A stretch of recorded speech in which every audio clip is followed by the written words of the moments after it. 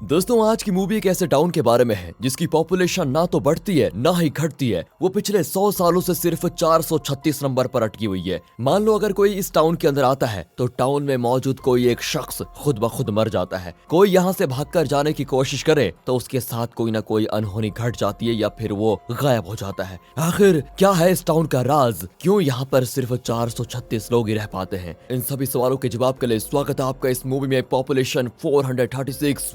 Welcome my dear rockers. Movie की शुरुआत में हमको एक महिला को दिखाया जाता है जो कि अपने बच्चे को जन्म देने वाली होती है। इसी बीच दूसरी तरफ हम एक आदमी को पुलिस से भागते हुए देखते हैं। जो आदमी भाग रहा था उसकी गाड़ी में हम एक लाल लिफाफे को देखते हैं। फिलहाल जैसे पुलिस वाले की गाड़ी उस आदमी की गाड़ी के बराबर आती है वैसे ही अचानक से उस आदमी की गाड़ी का हो जाता है एक्सीडेंट, जिससे उसकी तुरंत मौत हो जाती है। इधर जैसे ही इस आदमी की मौत होती है वैसे ही उधर महिला को बच्चा हो जाता है। जहां उस आदमी की कार क्रैश हुई थी वहां के ब्यूरो पर हम रॉकवेल फॉल्स का लिखा हुआ देखते हैं पॉपुलेशन 436, यानी कि इस टाउन का नाम है रॉकवेल फॉल्स और यहाँ की पॉपुलेशन हमेशा 436 ही रहती है। और जैसा कि हमने अभी देखा इस आदमी के मरते ही पॉपुलेशन को बैलेंस करने के लिए एक बच्चे का जन्म हुआ। इसी दौरान डॉक्टर महिला के बच्चे की डिलीवरी करवाने के बाद घड़ी के टाइम को ठीक 4:36 पर सेट कर देती है। अब इस टाउन की इस पॉपुलेशन के पीछे का रहस्य क्या है ये तो हमें आगे ही पता चलेगा। इसके बाद हमें उस आदमी की बेटी अमांडा दिखाई जाती है जो अपने पिता के फ्यूनरल के दौरान इस टाउन के सीक्रेट के बारे में रोते हुए बोलने लगती है, पर तभी प्रीस्ट उसको रोक देते हैं। फिलहाल अगले दिन रॉकवेल फॉल्स का पता पूछते हुए स्टीव नाम का एक आदमी आता है जिसे सेंसस ब्यूरो ने यहाँ पर भेजा हुआ है। सेंसस ब्यूरो असल में किसी भी शहर की पॉपुलेशन के हिसाब से उनका सर्वे करने वगैरह का काम करते हैं। स्टीव भी उसी का एक ऑफिसर है। स्टीव रॉकवेल फॉल्स की पॉपुलेशन के पीछे के इस राज को जानने के लिए आया हुआ है। फिलहाल स्टीव एक गैस स्टेशन में रुकता है और वो दो लोगों से रॉकवेल फॉल्स तक पहुंचने का रास्ता पूछता है, जिस पर वो लोग उसे बिना कुछ बताए ही चले जाते हैं। इसीलिए अब स्टीव खुद से रास्ता ढूंढकर रॉकवेल फॉल्स पहुंच जाता है। मगर टाउन में घुसने से पहले वो एक लड़की को देखता है जो हॉर्स राइडिंग कर रही होती है। वो लड़की अचानक से घोड़े से नीचे गिर जाती है और इस कारण स्टीव का ध्यान उसकी तरफ चला जाता है, जिस वजह से उसकी कार का 2 टायर एक साथ पंचर हो जाते हैं। खैर स्टीव पहले उस लड़की को देखने जाता है जो उससे कहती है कि तुम अपनी गाड़ी को संभालो, वो पंचर हो गई है और साथ ही तुम रॉकवेल फॉल्स की तरफ बढ़ने जा रहे हो। इससे पहले एक काम करो, पिछले वाले टाउन से टो ट्रक मंगवाकर अपनी गाड़ी के साथ वापस लौट जाओ। यहाँ स्टीव को समझ नहीं आता कि ये लड़की उसको रॉकवेल फॉल्स जाने से मना क्यों कर रही है। उसके जाने के बाद स्टीव अपनी गाड़ी के पास आता है। तभी वो देखता है कि सामने रॉकवेल फॉल्स की तरफ से एक पुलिस वाला आ रहा है। ये वही पुलिस वाला है जिसे हमने मूवी की शुरुआत में देखा था। इसका नाम है बॉबी।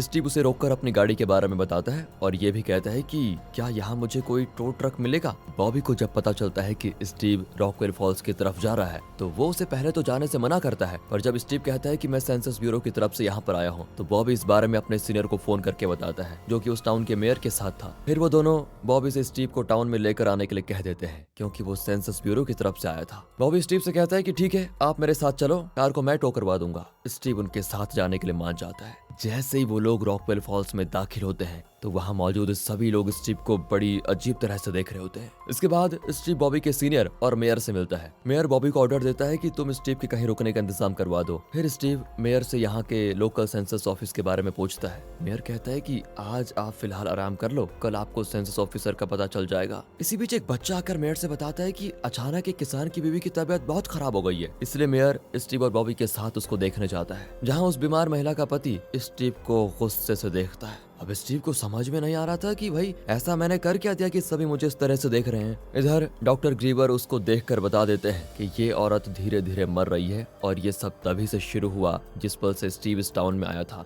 मतलब कि यहाँ एक कर्ज काम कर रहा था जो कि इस टाउन की पॉपुलेशन को सिर्फ 436 ही रखता है। फिलहाल मेयर स्टीव से अलविदा लेते हुए उसको सलाह देता है जब तक तुम यहाँ पर हो तब तक यहाँ के लोगों और उनके ट्रेडिशन की इज्जत करना होगा तुम्हें। इतना कहने के बाद मेयर अपने रास्ते चला जाता है। फिर बॉबी स्टीव को लेकर एक औरत के घर जाता है जहाँ पर स्टीव के रुकने का इंतजाम होता है। यहाँ पर स्टीव अपनी मकान मालकिन की बेटी क्रिस्टीन से मिलता है जो उसे बहुत अच्छी लगती है। अब इस टाउन में एक खास तरह की कॉन्फ्रेंस होती है जिसमें ये सभी लोग एक बॉक्स में कुछ चिट्स डालते हैं। अब इस बॉक्स के बारे में बताने से पहले मेयर सभी से कहता है कि तुम सभी कल से स्टीव के साथ अच्छे से पेश आना, उसे बिल्कुल घर की तरह लगना चाहिए। अब चाहे या ना चाहे, माने या ना माने, वो इस रॉकवेल फॉल्स का निवासी बन गया है, बाकी उसे यहाँ रुकने का कुछ न कुछ जरिया जरूर मिल जाएगा। अब इसके बाद मेयर बताता है कि अभी हमें कुछ दिनों में होने वाले हमारे खास फेस्टिवल के लिए एक होस्ट चाहिए। उसको चुनने के लिए वोटिंग करवाई है और उसमें एक बूढ़ी औरत का नाम सामने आता है। उस औरत को वही लाल लिफाफा दिया जाता है जैसा कि हमने शुरुआत में उस कार क्रैश वाले बंदे के पास देखा था, यानी इस लिफाफे में ही कुछ ऐसा था जिसकी वजह से इस टाउन को छोड़कर वो भाग रहा था। अब इस लिफाफे का रहस्य है क्या, ये हमें आगे पता चलेगा। फिलहाल अभी बस इतना ही पता चलता है कि इस ओल्ड लेडी को होने वाले फेस्टिवल के लिए होस्ट के तौर पर लोगों ने चुन लिया है। दूसरी तरफ स्टीव अपनी लैंडलेडी और उसके परिवार के साथ डिनर करता है,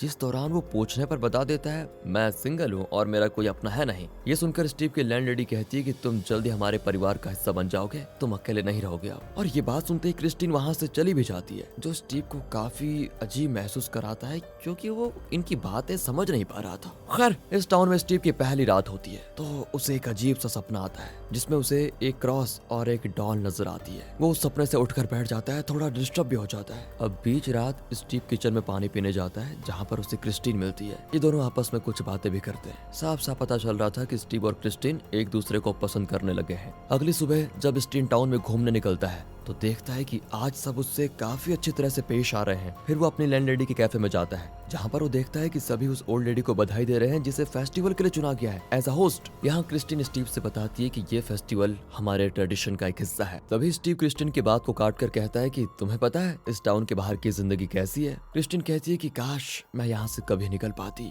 अब इससे पहले स्टीव उससे कुछ पूछता, क्रिस्टीन की माँ उसे बुला लेती है। यहाँ से स्टीव सेंसस डिपार्टमेंट ऑफिस पहुंचकर जब रिकॉर्ड्स चेक करता है तो उसे पता चलता है कि उसे सिर्फ एक बार मेंटेन किया गया है, मतलब उस रिकॉर्ड को, जिसके बारे में जब वो यहाँ पर काम करने वाली एक महिला से पूछता है तो वो कहती है कि यहाँ की पॉपुलेशन में कई सालों से कोई बदलाव ही नहीं आया। स्टीव देखता है कि ये लेडी खुद प्रेग्नेंट होने के बावजूद ये बात कह रही है, जो कि काफी अजीब है। स्टीव उससे सवाल करता है कि अचानक से कुछ लोग कहाँ गायब हो जाते हैं, इस बारे में आप कुछ बताएंगी? जिस पर वो महिला कहती है कि इस बारे में तुम खुद मेयर से पूछ लो, वही तुम्हें सब कुछ बता पाएंगे। स्टीव यहाँ एक और चीज देखता है कि पिछले 100 सालों में इस टाउन की पॉपुलेशन 436 से ना एक कम हुई और ना एक ज्यादा। शायद इसीलिए कभी डाटा मेंटेन करने की जरूरत पड़ी ही नहीं। मगर ऐसा कैसे हो सकता है, ये एक रहस्य था। इसीलिए अपने सवालों के जवाब पाने के लिए स्टीव फेस्टिवल वाली जगह पर जाकर मेयर से मिलता है और उसे अचानक से गायब हो जाने वाले लोगों के बारे में पूछता है। मेयर कहता है कि तुम्हें लगता है कि ऐसा हुआ होगा कुछ, और अगर लगता है तो मैं इसका जवाब जरूर दूंगा, बस एक बार फेस्टिवल निपट जाने दो। अब स्टीव को जवाब नहीं मिलता तो वो सब जगह घूमकर देखता है पर उसे शाम तक भी कुछ पता नहीं चलता। अब शाम होने पर बॉबी स्टीव को लेकर बार में जाता है जहाँ अचानक से उसी बीमार औरत का पति आकर स्टीव पर गन तान देता है। वो कहता है कि मेरी पत्नी की ये हालत तुम्हारी वजह से हुई है। इस दौरान बॉबी बीच में आता है और उस आदमी की गन लेकर उसे समझा बुझा कर भेज देता है। अब उसके जाने के बाद स्टीव इस बारे में बॉबी से पूछता है। बॉबी कहता है कि अपनी पत्नी को खो देने के डर से उसका दिमाग खराब हो गया और कुछ नहीं, वो इस फेस्टिवल के बाद सही हो जाएगा, टेंशन मत लो। अब बॉबी की ये फेस्टिवल वाली बात स्टीव को और भी कंफ्यूज कर देती है। फिलहाल अगले दिन स्टीव फिर से टाउन घूमने के लिए निकलता है जहाँ वो देखता है कि लोग हमेशा खुश दिखने की कोशिश कर रहे हैं बल्कि अंदर से खुश है नहीं। साथ ही कुछ बच्चे और लोग किसी रोबोट की तरह बातचीत कर रहे होते हैं। इस दौरान दूसरी तरफ हमें अमांडा दिखाई जाती है जिसे बिल्कुल वैसा ही सपना आता है जैसा कि स्टीव को आया था। अमांडा इस वक्त ग्रीवर की क्लिनिक में एडमिट थी। अब यहाँ स्टीव को परेशान देखकर बॉबी उससे कहता है एक काम करो, जाकर तुम डॉक्टर ग्रीवर से मिल लो, उनसे तुम्हें यहाँ के डेथ सेंसस के बारे में सब पता चल जाएगा, जिससे शायद तुम्हारी कोई मदद हो जाए। ग्रीवर की क्लिनिक पहुंचकर स्टीव देखता है कि यहाँ से कुछ रोबोट जैसे लोग बाहर निकल रहे हैं, उनके साथ जैसे किसी ने कुछ कर दिया हो। फिलहाल डॉक्टर के खाली होने पर स्टीव उनसे मिलता है जो कि स्टीव को बताते हैं कि यहाँ डेथ सेंसस बिल्कुल नॉर्मल है और ये बस एक इत्तेफाक है। यहाँ की पॉपुलेशन काफी सालों से सिर्फ 436 पर ही अटकी हुई है। फिलहाल स्टीव यहाँ ग्रीवर से ये रोबोट जैसे दिख रहे उनके पेशेंट्स के बारे में पूछता है। ग्रीवर बताता है कि इन्हें एक ऐसी बीमारी हुई है जिसके कारण इनके दिमाग में ये बैठ जाता है कि इन्हें ये टाउन छोड़कर चला जाना चाहिए। अब ये लोग टाउन से भागने के चक्कर में कहीं खुद को कोई चोट न पहुंचा दे, इसलिए मुझे इन सबको इलेक्ट्रिक शॉक के जरिए एक ट्रीटमेंट देना पड़ता है क्योंकि बीमारी दिमाग से संबंधित है।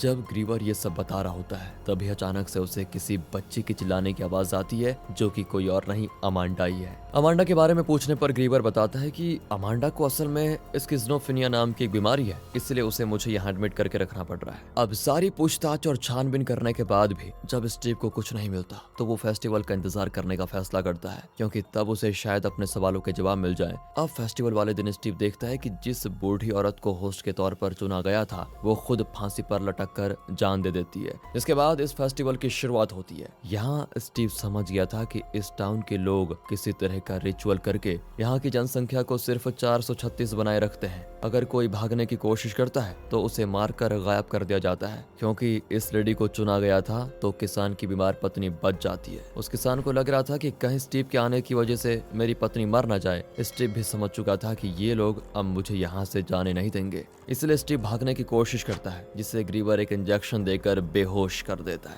जब स्टीव की आंख खुलती है तो उसे मेयर और बाकी के लोग समझाने की पूरी कोशिश करते हैं कि यहाँ की पॉपुलेशन को हमें बनाए रखना होगा, नहीं तो उस शाप की वजह से सब कुछ बर्बाद हो जाएगा। असल में करीब 100 साल पहले इस टाउन की पॉपुलेशन जब 436 थी तब यहाँ पर एक आदमी आया जिसे ब्लैक मैजिक आता था। उसने अपनी हरकतें यहाँ आने के बाद चालू कर दी, जिस बारे में जब लोगों को पता चला तो उन्होंने उस आदमी को जला दिया। मगर मरते वक्त उस आदमी ने इस टाउन को शाप दिया कि इस टाउन की पॉपुलेशन हमेशा 436 रहेगी। अगर इसे एक भी बढ़ाया या घटाया जाए तो यहाँ रहने वाले लोग हंसी खुशी नहीं रह पाएंगे। उस दिन के बाद से ये शाप अगले कुछ महीनों के बाद सही साबित हुआ। एक बच्चे के जन्म के बाद 3 दिनों के बाद यहाँ आग लग गई और पूरा टाउन बर्बाद हो गया। फिर बचे हुए लोगों ने इसे फिर से बसाया और क्योंकि उन्होंने शाप को हल्के में लेने का अंजाम देख लिया था, इसलिए वो यहाँ की पॉपुलेशन को हमेशा 436 मेंटेन करते रहते हैं। इसीलिए अब स्टीव कहीं नहीं जा सकता। लेकिन एक दिन स्टीव भाग निकलता है और फिर टाउन के लोगों का ध्यान भटकाने के लिए वो एक गैरेज में आग लगा देता है। अब क्योंकि अमांडा और क्रिस्टीन दोनों ही यहाँ से जाना चाहती थी तो पहले तो स्टीव अमांडा को क्लिनिक से निकालता है। फिर वो क्रिस्टीन के पास जाता है जो कि हिल भी नहीं पा रही थी, क्योंकि जब उसने स्टीव को यहाँ से निकालने की बात बोली तभी उसकी माँ ने खुद ग्रीवर के जरिए उसे ऐसा बना दिया। क्रिस्टीन के सर का थोड़ा सा हिस्सा छूते ही गिर जाता है और वो एक रोबोट बन चुकी थी। तो उसे ऐसे ही छोड़कर स्टीव एक गाड़ी में अमांडा के साथ निकल पड़ता है, जिसके रास्ते में बॉबी और उसका सीनियर ऑफिसर खड़ा है। यहाँ सीनियर ऑफिसर कहता है कि सेंसस डिपार्टमेंट वाली लड़की को आज जुड़वा बच्चे हुए हैं, इसीलिए बॉबी दोनों को मार दो। इन बीते हुए दिनों के बीच बॉबी की स्टीव से काफी अच्छी दोस्ती हो गई थी, इसीलिए वो उल्टा अपने सीनियर को ही मार देता है और फिर स्टीव के साथ अमांडा को जाने देता है। मगर तभी अमांडा और स्टीव देखते हैं कि उस गाड़ी में बिल्कुल वैसी चीजें थी जैसे कि दोनों ने सपने में देखी थी, मतलब कि ये इनकी मौत का सपना था। वो लोग अपने सामने